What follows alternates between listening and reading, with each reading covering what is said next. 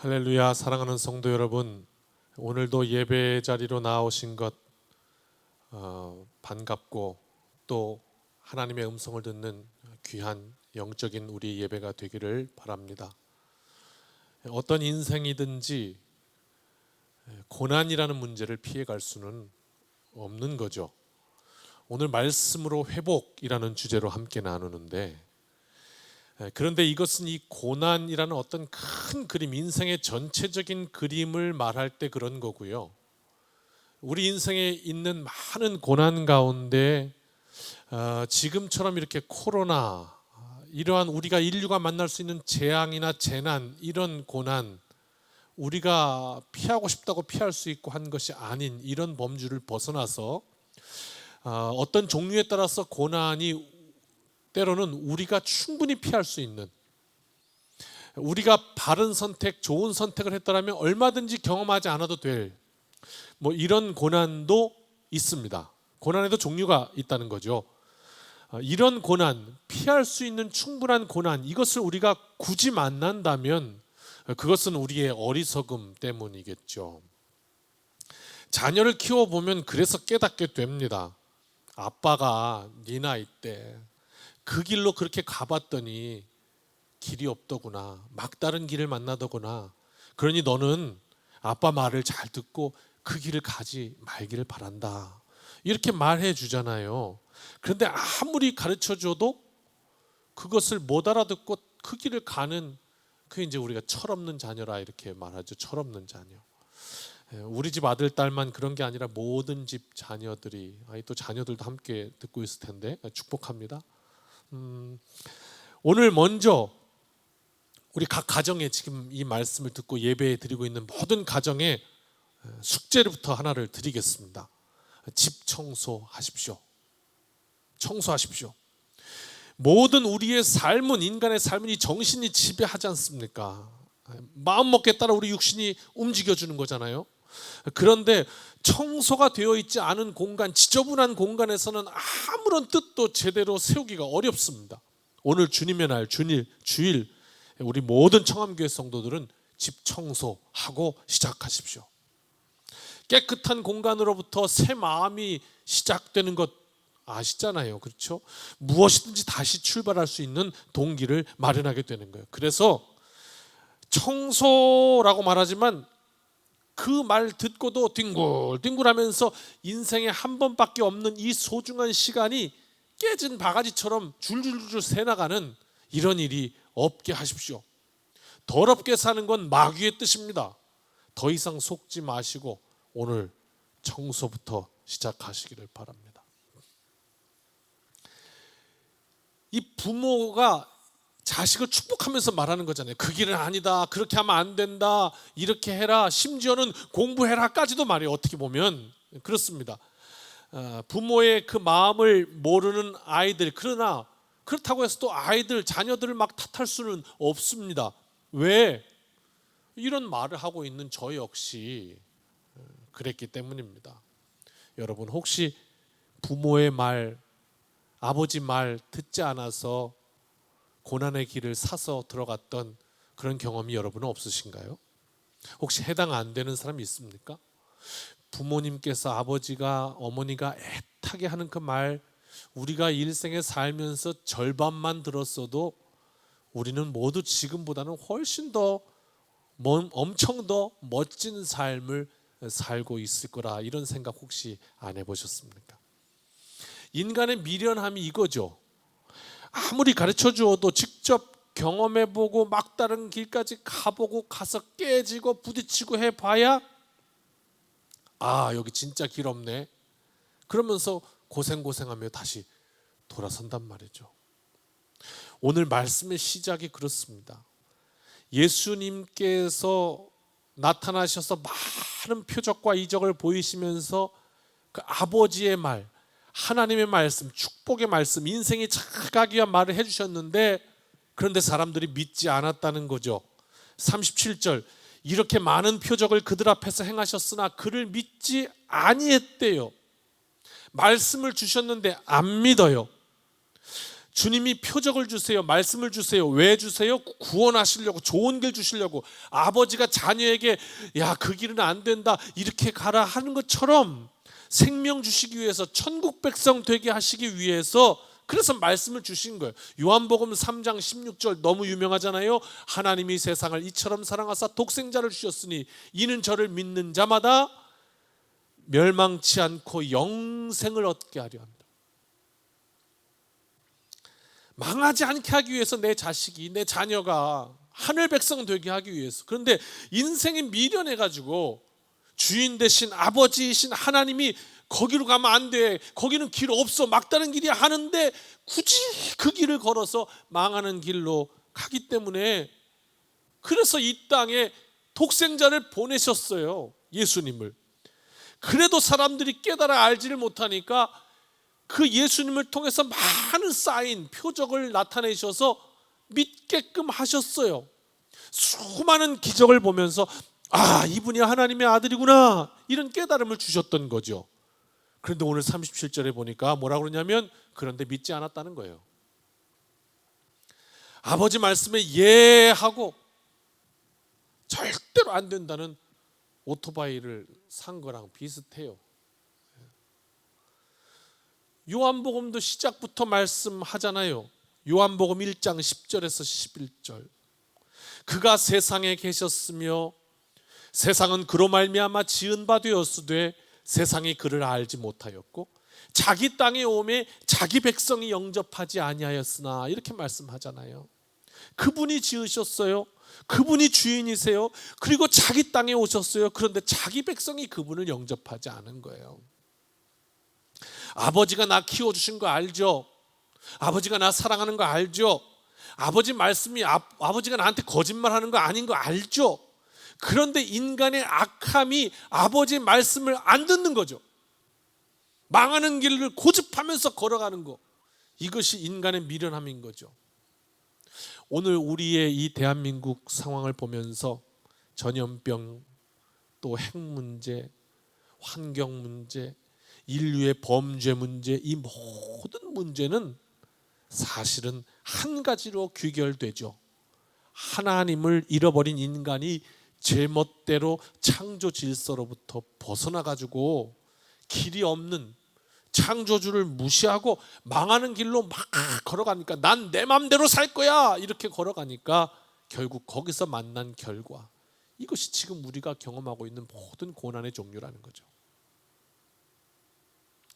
인생이 고난을 만날 수 있습니다마는 많은 고난의 문제는 스스로 우리가 피할 수 있음에도 선택한 것도 많다. 그렇다면 우리가 어떤 길로 나아가야 하겠는가 하는 거죠. 예전에 이사야라는 선지자가 있었거든요. 근데 그가 하나님의 뜻을 딱 어느 날 깨달아 알았어요. 그리고 말하는 거예요. 오늘 본문 38절이죠.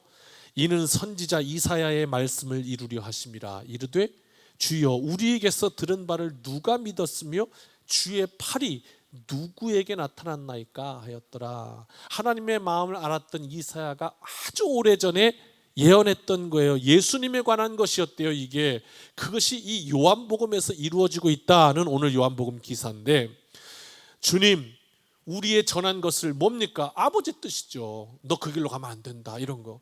그것을 우리가 전했습니다. 누가? 이사야가 전했는데 누가 믿습니까? 아무도 안 믿지 않습니까? 라고 말하는 거죠. 주님의 팔, 그 권능 누구에게 나타났습니까? 왜? 그 말씀을 믿고 그 길로 가면 주님의 권능이 나타날 텐데 그 권능이 누구에게서 나타나? 없습니다 하는 말이었어요. 다 자식들이 제갈 길로 고집피면서 죄악의 길로 갔다는 말이에요. 그러면서 계속 말하죠. 오늘 본문 39절이에요. 그들이 능히 믿지 못한 것은 이 때문이니 곧 이사야가 다시 일렀으되 40절 그들의 눈을 멀게 하시고 그들의 마음을 완고하게 하셨으니 이는 그들로 하여금 눈으로 보고 마음으로 깨닫고 돌이켜 내게 고침을 받지 못하게 하려 함이라 하였음이었더라. 이 말은요, 이사야의 예언이 이루어졌다는 뜻이에요. 하나님이 그들을 구원하시기 싫으셔서 그들의 마음을 일부러 완고하게 만들어서 못 보겠다, 그런 뜻이 아니죠. 하나님은 이 땅을 구원하시고자 했다는 것이 복음이에요. 멸망치 않고 영생을 얻게 하겠다는 것이 복음이에요. 그런데 그들이 그 길로 오지 않았어요. 이것 성경은 뭐라고 하냐면 그것도 하나님이 하신 일이다, 완고하게 하셨다 이렇게 말씀하고 있는데, 그 이야기는 뭐냐면요, 이 언어가 가진 모호함인데 반대의 뜻을 말씀하고 있어요. 즉 하나님께로 돌아서서 하나님의 뜻을 깨닫고 이사야처럼 또 하나님의 백성들처럼 그렇게 이 땅 속에서 이 세상이 멸망의 길이구나, 하나님의 말씀을 따라가는 거, 부모님 말씀 듣는 거, 그게 복된 길이구나, 그리고 갈 수 있는 거, 이게 우리의 소관이 아니라 하나님이 인도하셨다, 그 말을 하는 거예요. 그러니까 반대편도 완고한 것도 하나님이 눈을 멀게 하셨다 이렇게 보는 거예요. 모든 것이 그 주권이 하나님께 있다, 이것을 표현하고 있는 말씀인 것이죠. 불신앙의 원인, 마음이 완고한 것, 눈이 멀었어요. 아닌 것 알면서도 그 아닌 길로 걸어가요. 이것이 인생의 미련함이에요. 그래서 주님이 말씀하세요. 그 누구도 아버지께서 이끌지 않으시면 예수님께로 올 수가 없다, 그 말이에요. 텔레그램이라는 것이 지금 사회적 이슈가 되고 있죠. 자세히 알지는 못하지만 도저히 인간으로서 인간이기를 포기한 그런 흉측스러운 사건이 지금 막 사회적 이슈로 드러나고 있어요. 거기에 빠진 모든 이들 왜 그랬을까요? 죄의 개념을 아예 모르는 이 기독교인이 아니라면 아무리 그래도 성경 말씀대로 적어도 그들에게 심어진 양심에 따라서 그것이 잘못된 일이고 그것이 부끄러운 일이라는 것 정도는 모두가 양심으로 알고 있지 않았을까요? 그런데 거부한 거죠. 알고 있는데 인간의 미련함이, 인간의 죄성이 그 바른 길을 걸어가야 함을 거부한 거죠. 그냥 제 고집대로, 제 멋대로, 제 하고 싶은 대로 그냥 걸어간 거죠. 그 길은 어디요? 그냥 먹다른 길은 사망의 길인 거죠. 혹시 기독교인이라면 지금 내가 하고 있는 이 일이 하나님 앞에서 죄인 것을 너무 명확히 알았을 것이고요. 죄의 종착지는 필경 사망이다, 이렇게 선언했는데도 불구하고 아닌 것을 알면서도 그냥 그 길을 걸어가는 것이 인간의 고집이고 미련함이고요. 그런데 여러분, 우리는 그들을 정죄하는 데서 끝나서는 안 될 거예요. 내 인생도 이렇게 죄악, 하나님의 말씀을 벗어나서 그 길 아니다 하는데 그 죄악의 길로 우리가 발을 디디려 놓고 고집 부리는 순간 결국 그 선택의 끝이 거기구나 하는 것을 우리가 꼭 반면교사로 알아야 할 것이요.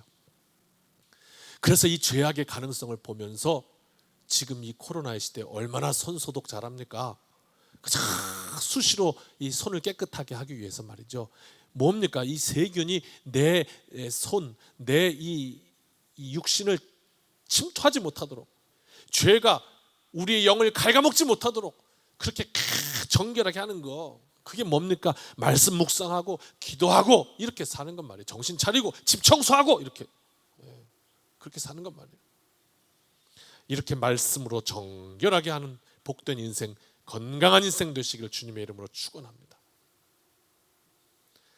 그렇다면 어떻게 내 인생은 이 아버지 되시는 하나님의 말씀을 잘 듣고 그리고 생명의 길을 가고 복된 길을 가고 후회 없는 삶을 살고 이런 삶을 우리가 살 수 있을까요? 말씀 오늘 우리에게 어떻게 들려주실까요? 44절 45절이 이렇게 말씀하세요. 예수께서 외쳐 이르시되 나를 믿는 자는 나를 믿는 것이 아니요 나를 보내신 이를 믿는 것이고 나를 보는 자는 나를 보내신 이를 보는 것이다, 이렇게 말씀하고 계십니다. 예수님을 믿는 자는 곧 하나님을 믿는 거예요. 예수님을 보는 자는 곧 하나님을 보는 거예요. 여기 이제 두 가지 의미가 있어요. 나를 믿는 게 아버지를 믿는 거다, 이렇게 하는 말은 뭐냐면 대리인이라는 의미가 하나 있어요. 아들이 아버지의 심부름을 받고 왔다면 그 아들이 제시하는 그것이 이제 곧 아버지의 뜻인 거죠. 이런 대리의 의미가 있고요. 예수님을 보는 자는, 나를 본 자는 아버지를 보았다 하시는 그 말씀은 삼위일체의 일체의 의미도 있어요. 두 번째는 같은 삼위일체다 하시는 말씀. 이 두 가지, 하나님의 뜻이다, 또 내가 그 하나님이다, 이렇게 말씀하시는 거죠. 그러면서 46절에 나는 빛으로 세상에 왔나니 무릇 나를 믿는 자는 어둠에 거하지 않게 하려 하심이라, 이렇게 말씀합니다. 예수님이 오신 이유, 빛을 비추기 위해서. 빛이 세상을 환하게 밝히면, 그러니까 그 예수님의 빛이 내 인생을, 우리의 삶을 이렇게 비춰주시면, 그러면 어둠 속에 있는 것들, 우리가 미처 보지 못했던 것들, 그래서 그냥 갔다가 막 들이받고 죄악의 길로 가고 막다른 길을 만나고 고난을 사수하고 했던 것들, 그런 모든 것들이 드러나게 되어 있다. 빛을 비춘다. 미련해서 고집이 있어서 세상 것에 욕심을 두고 그거 아닌 거 알면서도 갔다가 헤딩하고 죄를 사랑하고 말씀을 듣고도 미련한 인생처럼 죄악의 길로 막 돌진하고, 그래서 고생하고. 그런데 거기다 빛을 탁 비춰주시니까, 말씀이, 예수님의 말씀이, 그렇게 인생도 예수님을 만나면 환하게 보여주시니까 깨달아서 그 길을, 잘못된 거 가지 않게 된다, 그 말입니다. 47절입니다. 사람이 내 말을 듣고, 예수님의 말씀을 듣고 지키지 아니할지라도 예수님이 그를 심판하지 아니하노라. 내가 온 것은 세상을 심판하려 함이 아니요 세상을 구원하려 함이로다, 이렇게 말씀하셨는데, 이 말씀, 말을 듣고, 예수님의 말씀을 듣고 지키지 아니해도 심판하지 아니한다? 그러니까 말씀 듣기만 하면 그대로 안 살아도 심판 안 받는다, 그런 뜻이 아니죠. 이게 빛의 속성이에요. 빛은 비추어서 우리로 알게 하신다는 거죠. 그래서 우리가 심판의 길까지 가지 않도록 우리를 인도해 주신다, 그런 뜻입니다. 오늘 말씀의 결론을 맺겠습니다. 결론은 말씀입니다. 아버지 말씀 잘 들으면 자다가도 떡을 얻어먹는다는 교훈이 있습니다. 사실입니다. 우리가 아버지 말씀 잘 듣고 여기까지 왔으면 얼마나 멋진 인생 살겠습니까? 하나님의 말씀을 잘 듣는다면 어쩌겠습니까? 우리를 창조하신 그 창조주의 뜻, 하나님의 그 뜻, 하늘의 영광을 우리 삶 속에 쫙 펼쳐주시는 그 하나님의 축복을 우리가 다 받았다면 우리 인생이 어떻게 되겠습니까? 이제껏 우리가 세상을 향한 욕심보다 정말 일찍 깨달아서 하나님의 영광을 위해서 더 말씀에 순종하며 날마다 그 하나님의 말씀을 조차 우리가 살아왔다면 오늘 내 인생에 하나님께서 비추시는 광채가 지금보다 더 찬란하지 않았을까요? 그러나 지금 늦었습니까? 그렇지 않습니다. 오늘 이 어려움과 고난을 주시면서 우리에게 하나님을 다시 생각하게 하신 것은 하나님의 분명한 뜻이 그 안에 숨어 있습니다. 오늘 말씀의 주님은 이렇게 말씀하셨습니다. 그리고 이 말씀 후에 십자가의 길을 걸어가시는 장면이에요. 이것은 곧 하나님 말씀에 내 생명을 드립니다 하는 예수님의 뜻, 그리고 이것이 인생 승리의 가장 위대한 길이었습니다. 하나님의 뜻 앞에 내 생명, 가장 소중한 것을 드리는 것.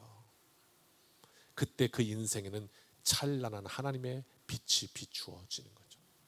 자다가도 떡을 얻어 먹는 거죠. 할렐루야. 죄악으로 욕심으로 멍들고 얼룩지고 피투성이가 된 지금 이 땅, 결코 심판으로 좌절하는 것이 아니고 하나님의 생명으로 회복시켜 주시기를 기도하면서 오늘 나의 삶의 자리에서 하나님의 말씀이 들려오는 은혜가 있기를 축복합니다. 그리고 지금 바로 마음을 새롭게 하고 오늘 이 시간 청소부터 하십시오. 권면합니다. 모든 우리 청함의 가족들 오늘 인증샷을 다 찍어서 우리 박경욱 전사님에게 보내주시면 우리 모든 교우들이 각자의 삶의 자리에서 얼마나 우리가 이 하나님의 역사를 위해 발버둥 치고 있는지를 멋있게 동영상을 만들어서 우리 한번 홈페이지에 탁 띄우면서 응원하도록 하겠습니다. 청소합시다. 그리고 마음을 새롭게 합시다. 그리고 하나님의 말씀 내가 들어 하나님의 큰 은혜 속에 거하겠습니다. 날마다 주님 인도하시는 그 길로 나아가는 복된 이 한 주간 되시기를 주님의 이름으로 축원합니다. 기도하겠습니다. 이제는 우리 주 예수 그리스도의 크신 은혜와 아버지 하나님의 무한하신 사랑하심과 성령님의 동행하심이 예배 가운데 결단하고 새로운 삶으로, 말씀의 삶으로 나아가는 우리 모든 성도들의 삶 위에 이제로부터 영원까지 함께하여 주시기를 축원하옵나이다. 아멘. 사랑하는 성도 여러분, 이 한 주간도 주님 은혜 가운데 승리합시다. 아멘.